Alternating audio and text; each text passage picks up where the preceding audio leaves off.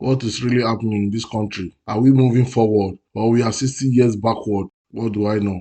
Barely a week after the Warri train derailed into the forest in Kogi State, yet another incoming train from Kaduna derailed close to a train station in Abuja, leave passengers stranded on Friday.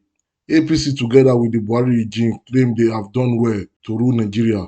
Even their spokesman always boasts that Nigeria should have been thankful to Buhari. If not, insecurity could have consumed Nigeria. And now Emilio Khan, who is Buhari pro-mass, Bola Ahmed Tinubu, the former governor of Lagos State, said he will continue for where Buhari stopped.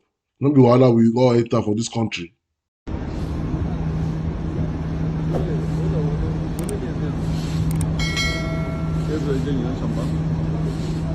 Yes,